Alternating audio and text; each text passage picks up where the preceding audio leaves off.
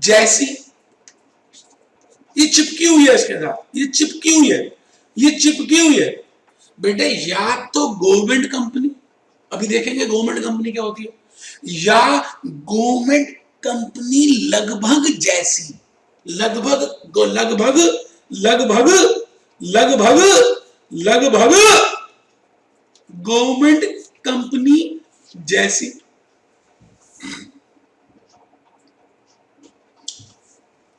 और दूसरी कह दिया other, other than government, government companies. इनको छोड़कर तो बेटे लॉ मेकर्स ने दो सेक्शन बना दिए, एक तो बेटे 139 सबसेक्शन 6 बना दिया और एक बेटे 139 सबसेक्शन 7 प्रिपेयर कर दिया। उन्होंने कहा कि अगर आप गवर्नमेंट कंपनी हो तो इस तरह से ऑडिटर अपॉइंट होंगे, और अगर आप गवर्नमेंट कंपनी नहीं हो तो इस तरह से होंगे। और उसमें भी दो दो नियम बना दिए। मतलब क्या हुआ बेटे, मैं कहता हूं बेटे फोटो जरूर बनानी है बेटे, मैंने कहा पहली कंपनी हो गई गवर्नमेंट कंपनी और दूसरी हो गई other than, other than government company. एक तो हो गई बेटे गवर्नमेंट कंपनी, एक हो गई बेटे अदर देन गवर्नमेंट कंपनी। अच्छा, गवर्नमेंट कंपनी में भी बेटे फर्स्ट ऑडिटर को अपॉइंट करने का नियम अलग है। मतलब जो पहला ऑडिटर अपॉइंट करेंगे उसका रूल अलग है, उसका प्रोसेस अलग है। और इसी तरह से जो अदर देन गवर्नमेंट कंपनीज होंगी, एक बच्चा कहता है एग्जांपल दो, मैंने कहा बेटे BHEL, Bharat heavy electrical limited. मैं मानता हूं कि ये गवर्नमेंट कंपनी है, अभी आपको डेफिनेशन बताऊंगा कि कौन सी कंपनी गवर्नमेंट होती है। अभी थोड़ी ठंड रख लें, समझदारी रख लें थोड़ा सा। NTPC, गेल, बेटे मुझे उम्मीद है कि आपने नाम सुना होगा इन कंपनीज का। भारत पेट्रोलियम, बेटे ये सारी कंपनीज या तो गवर्नमेंट कंपनीज है या गवर्नमेंट जैसी हैं, लगभग गवर्नमेंट जैसी हैं। मेरी बात को आप समझे बेटे, कंपनीज की दो कैटेगरी हुई खाली ऑडिट के पर्पस के लिए बेटे। चैप्टर 10 के लिए बेटे बेटे बेटे बेटे एक सरकार का जिस पे हक है, साडा हक एथे रख, और ऐसी कंपनीज जिसमें सरकार का हक नहीं है, जैसे इंफोसिस, जैसे TCS, जैसे जैसे मारुति सुजुकी, जैसे टोयोटा। बेटे ऐसी हजारों कंपनी है बॉम्बे स्टॉक एक्सचेंज में, नेशनल स्टॉक एक्सचेंज में, जिनके ऊपर सरकार का खुद का कंट्रोल नहीं है। अभी हम देखेंगे कि कंट्रोल कैसे होता है, कितने % होता है, वो भी चर्चा का मुद्दा अभी देखेंगे ना बेटे। एक सेकंड के लिए अभी साइड में कर रहे हैं। मैं आपसे क्या कह रहा हूं कि इसका फर्स्ट ऑडिटर का रूल अलग है। इसके बाद इसी में अगर हमें सब्सिक्वेंट ऑडिटर अपॉइंट करना है तो इसका रूल अलग है। और इसी में जब हमें सब्सिक्वेंट ऑडिटर अपॉइंट करना है तो इसका रूल अलग है। बेटे सभी के अलग अलग रूल्स हैं। एक बच्चे को नींद आ रही थी, उसने कहा मास्टर क्या 4 रूल्स हैं? मैंने कहा हाँ 4 रूल्स हैं। इसका मतलब अगर आपको ये 4 रूल समझ आ गए तो आपको काफी हद तक अपॉइंटमेंट ऑफ ऑडिटर समझ आ जाएगा।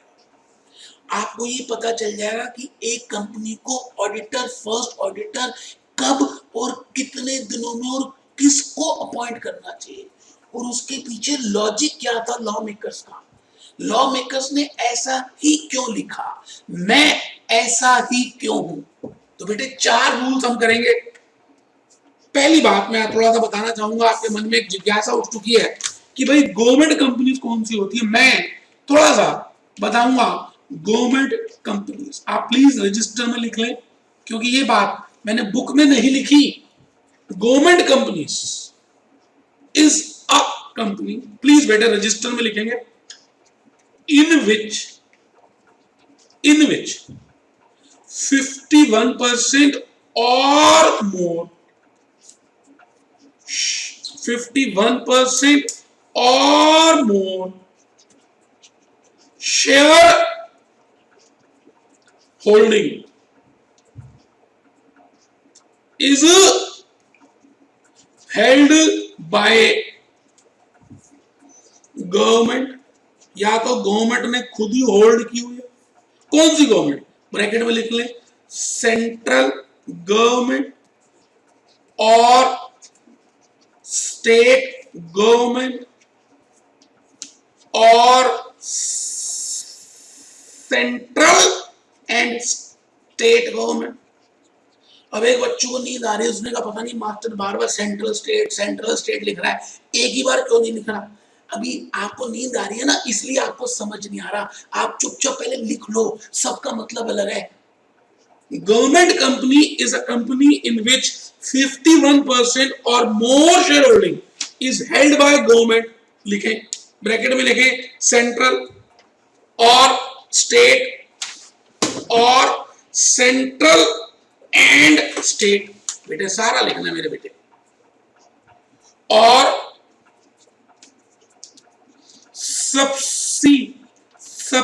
सब्सिडरी ऑफ और सब्सिडरी ऑफ और सब्सिडरी ऑफ गवर्नमेंट कंपनी और सब्सिडरी ऑफ गवर्नमेंट कंपनी। आराम से बेटे, भले ऑडिटिंग में 30 मार्क्स में आपसे गवर्नमेंट कंपनी की डेफिनेशन नहीं पूछी जाएगी, लेकिन जब मैं अपॉइंटमेंट बताऊंगा तो आपको वो रूल्स याद करने में आसानी होगी अगर आप ध्यान से मेरी बात को सुनते हैं। तो मैं कह रहा हूं गवर्नमेंट कंपनी वो वाली कंपनी होती है जहां पर 51% या उससे ज्यादा share holding, equity shares, voting power government के पास हो, या तो पूरी सेंट्रल गवर्नमेंट के पास हो, या पूरी स्टेट के पास हो, या सेंट्रल और स्टेट को मिलाकर हो, तो हम कहेंगे कि गवर्नमेंट का डायरेक्ट कंट्रोल है। ध्यान से सुनना, ध्यान से सुनती। मैंने कहा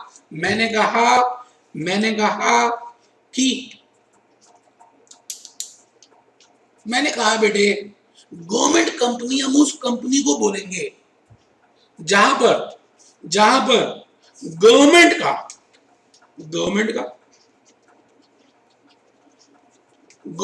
का डायरेक्ट कंट्रोल हो। बेटे ये कंपनी है झोपड़ी, इस कंपनी के अंदर अगर सेंट्रल गवर्नमेंट के या स्टेट गवर्नमेंट के या मिलाकर central government plus state government की वोटिंग पावर 51% या उससे ज्यादा है, तो मैं कहूंगा गवर्नमेंट का डायरेक्ट कंट्रोल है। तो ये जो कंपनी है इसका नामकरण डालेंगे, हम कहेंगे अभी तेरा नाम है गवर्नमेंट कंपनी। आराम से बेटे, कोई जल्दी है ही नहीं। और ये जो कंपनी है is a subsidiary of government company. मैं कहता हूं एनटीपीसी को डायरेक्टली 51% शेयर्स एनटीपीसी के दिल्ली गवर्नमेंट के पास है। तो मेरा मतलब ये हुआ कि एनटीपीसी डायरेक्ट कंट्रोल में है दिल्ली गवर्नमेंट के। इसका मतलब NTPC is a government company. But मान लेते हैं एनटीपीसी ने एक अपनी सब्सिडरी बनाई और एनटीपीसी के पास इस सब्सिडरी का नाम है Zandu and company. Zandu and company. एक बच्चा हंसने लगा, उसने कहा सर ये नाम हुआ। बेटे नाम जान के ऐसा रखा है कि आपको हंसी आए। इसके 51% शेयर्स होल्ड किए, मतलब is a subsidiary of government company. तो बेटे यहां पर भी गवर्नमेंट का क्या है, इन डायरेक्ट कंट्रोल है। बेटे आराम से एक एक वर्ड, एक एक क्लॉज, एक एक सेक्शन को समझेंगे, जल्दबाजी नहीं बेटे। बेटे मैं फिर रिपीट करूंगा। बेटे हम अपॉइंटमेंट ऑफ ऑडिटर कर रहे हैं। बेटे उसमें हम पहले प्यार की बात कर रहे हैं। बेटे हम फर्स्ट ऑडिटर की बात कर रहे हैं। हम ये कहना चाहते हैं कि फर्स्ट ऑडिटर को अपॉइंट जल्दी से हो जाना चाहिए। लॉ मेकर्स ये चाह रहे हैं। अब जल्दी कितनी हो देखेंगे। हम अभी जो 139(6) और 7 की बातें कर रहे हैं, बेटे बेटे 139(7) में 6 में अदर देन कंपनी की बात की है और 139(7) में बेटे गवर्नमेंट कंपनी की बात की है।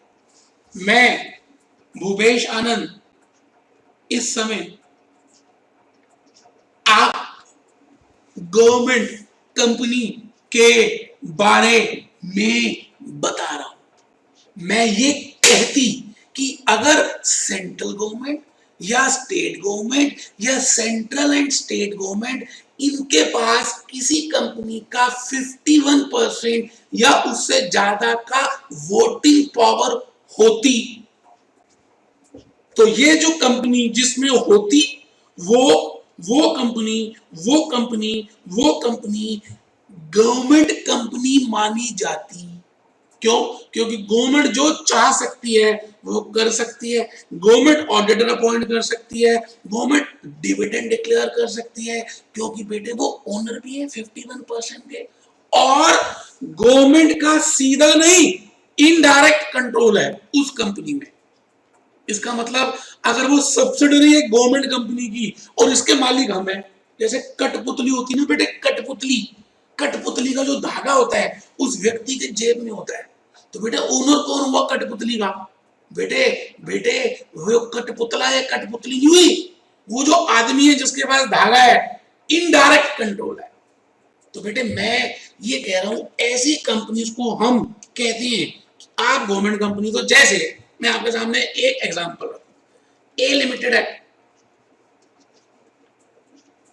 बेटे ए लिमिटेड के पास के सेंट्रल गवर्नमेंट के पास 51% या उससे ज्यादा शेयर्स हैं। तो बेटे ए लिमिटेड इज इज इज क्या है बेटे? क्या? Government company. बेटे ए लिमिटेड हम कहेंगे कि गवर्नमेंट कंपनी है। दूसरा एग्जांपल, ए लिमिटेड के जो शेयर्स हैं 30% तो सेंट्रल गवर्नमेंट के पास है, 10% बिहार गवर्नमेंट के पास है और 11% बेटे बेटे दिल्ली गवर्नमेंट के पास है। आप बताएं क्या ए लिमिटेड गवर्नमेंट कंपनी है? हाँ हाँ हाँ, ए लिमिटेड गवर्नमेंट कंपनी है। क्यों? क्योंकि या तो उसके पास खुद या गवर्नमेंट स्टेट गवर्नमेंट्स के मिलाकर भी अगर 51% बनते हैं तो बेटे एक्सेस और इक्वल टू 51% को हम कहते हैं कि ये कंपनी गवर्नमेंट कंपनी है। अब एग्जांपल 3 देखिए। आपको लग रहा है आपको समझ आ गया, लेकिन समझ नहीं आया। देखना क्या है। ए लिमिटेड के पास यहां देखिए जी 30% शेयर्स और सेंट्रल गवर्नमेंट के पास है और इसके 30% शेयर्स गवर्नमेंट कंपनी के पास है। ध्यान से बेटे, तो क्या क्या ए लिमिटेड गवर्नमेंट कंपनी है? नहीं नहीं, बिल्कुल नहीं। लॉ आप ध्यान से पढ़ ही नहीं रहे, लॉ नहीं पढ़ रहे बेटे आप। बेटे ये डायरेक्टली गवर्नमेंट कंपनी नहीं है। क्यों? क्योंकि मैंने देखिए लॉ में क्या लिखा था, ध्यान से देखिए, लॉ में लिखा था government company is a company in which 50% or more held by government, या तो गवर्नमेंट ने खुद स्टेट सेंट्रल मिलाकर और सब्सिडरी ऑफ गवर्नमेंट, यहां पे कहां लिखा है it should be held by government company. तो बेटे उस पॉइंट को समझाने के लिए मैंने आपके सामने सिचुएशंस रखी हैं, आप ध्यान से देखें। थोड़ा सा सेल वीक हो गया, कोई बात नहीं सर, अभी क्लास के बाद देखेंगे। तो इट इज, मैं कह रहा हूं A limited is not a government company. But बेटे अगर आप ध्यान से देखें तो ये वैसे गवर्नमेंट कंपनी की डेफिनेशन में नहीं आ रही, लेकिन लेकिन ये लगभग गवर्नमेंट कंपनी जैसी ही है। बेटे लगभग गवर्नमेंट कंपनी जैसी ही है, गवर्नमेंट कंपनी तो नहीं है लेकिन गवर्नमेंट कंपनी जैसी ही है। तो बेटे ऐसी कंपनियों को अभी ऑडिटर इसी क्लास में कवर होगा 139(7). तो ध्यान से बेटे मैं रिपीट करूंगा, ए लिमिटेड गवर्नमेंट कंपनी, किसी गवर्नमेंट कंपनी के पास इसके 51% शेयर्स हैं, yes A limited is a government company. किस क्लॉज में आ गया? Indirect control, government has indirect control of A limited because this company is a subsidiary of government company.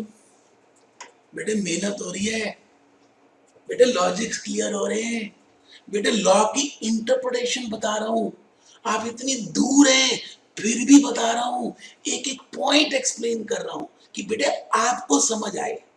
बेटे मैं आपको अब ये बता चुका हूं कि गवर्नमेंट कंपनी क्या होती है। बेटे गवर्नमेंट कंपनी वो जिसमें या तो गवर्नमेंट का सीधा या इनडायरेक्ट कंट्रोल हो, और गवर्नमेंट कंपनी के साथ हम दूसरी कंपनीज भी इंक्लूड कर रहे हैं, गवर्नमेंट कंपनीज और दूसरी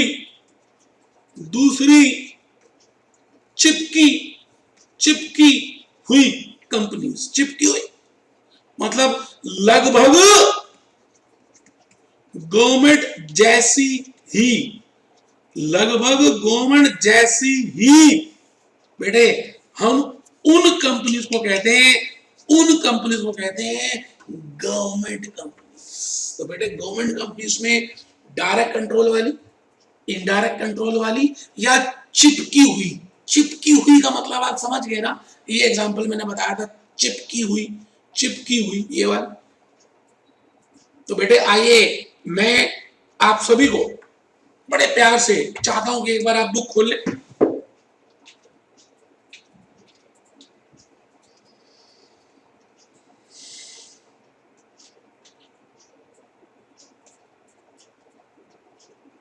लो बेटे ये बातें आज हम करने वाले। बेटे सीधा मैं आ गया अपॉइंटमेंट में, देखिए कितनी बढ़िया बढ़िया चित्र फोटोज बनाई है, लेकिन मैं पहले सब सेक्शन 6 में आ गया हूं, क्योंकि पहले हम सब सेक्शन 6 करेंगे 139 का, फिर हम 139 का सब सेक्शन 7 करेंगे। तो बेटे आइए, not with standing anything contained in, please page खोल लीजिए, page 21, page 21।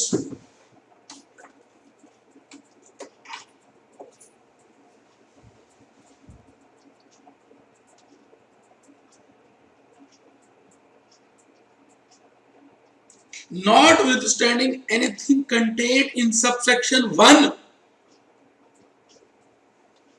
the first auditor other than a government company, मैं आपको बता चुका हूं कौन सी कंपनी गवर्नमेंट होती है, अब आपको घबराना नहीं है, shall be appointed by the board of directors within 30 days, highlight किया हुआ वैसे मैंने, फिर भी आप हाईलाइट करिए, within 30 days from the date of registration of the company, and in case failure of the board to appoint such auditor, it shall inform the members और shareholders. बेटे members shareholders ही होते हैं. Company who shall shareholders of the company. अब यहां पे थोड़ी printing mistake है.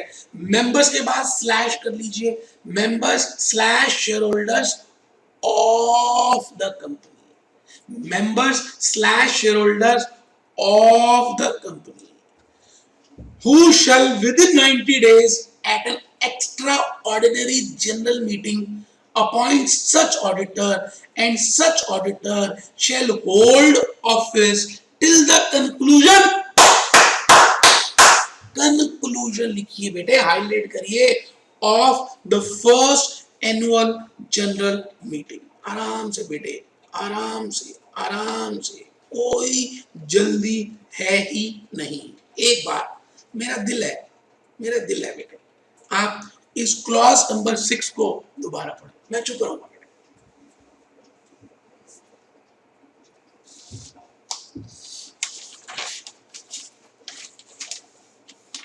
मैं भी पढ़ रहा हूं बेटे बुक से, आप भी पढ़े.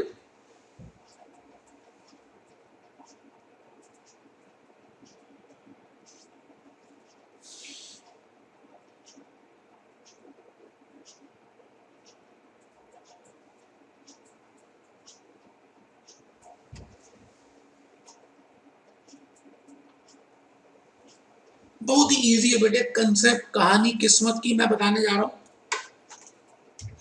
लॉ मेकर्स ये कह रहे हैं 139(7) में कि जैसे ही एक कंपनी रजिस्टर्ड हो जाती है, मान लेते हैं T0 है, डेट ऑफ रजिस्ट्रेशन.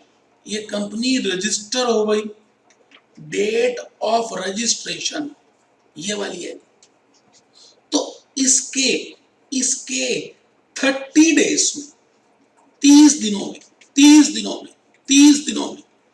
में बेटे 30 डेज में बेटे, प्लीज आप सभी रजिस्टर में ये टाइमलाइन बनाएं. पेपर के दिनों में आपको टाइम ही नहीं मिलेगा इतना पढ़ने को. तो अगर आप ये टाइमलाइन को ही पढ़ लेंगे तो आपको याद हो जाएगा.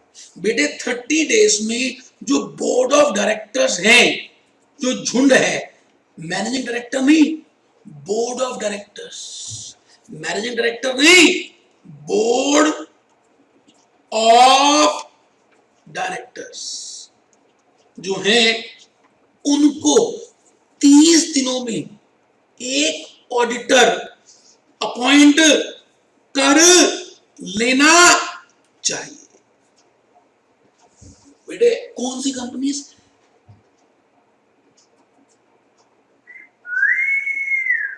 Other than government companies. और मान के चलो, अब ये अपॉइंट कैसे करेंगे बेटे? ये रेजोल्यूशन से अपॉइंट होगा. एक बच्चा कहता है सर रेजोल्यूशन क्या होती है और कितने प्रकार की होती है? बताता हूं बेटे. जब किसी भी मीटिंग में किसी भी चीज के ऊपर, किसी मुद्दे के ऊपर डिस्कशन होती है और उस डिस्कशन के बाद उसकी वोटिंग होती है, और वोटिंग अगर पास हो जाए तो हम कहते हैं कि रिजॉल्व हो गया, तय हो गया, निर्णय हो गया. मेरी बात को आप ध्यान से सुनेंगे बेटे, मैं जो कह रहा हूं. भले आपने कंपनीज एक्ट, कंपनी लॉ में पढ़ी हुई है, लेकिन जो मेरे बताने का तरीका है, एक एक सेक्शन, एक एक क्लॉज को, मुझे नहीं लगता आपने कभी पढ़ा भी उस तरह से. बेटा रेजोल्यूशन 2 तरह की होती है. एक होती है बेटे ऑर्डिनरी रेजोल्यूशन. Ordinary resolution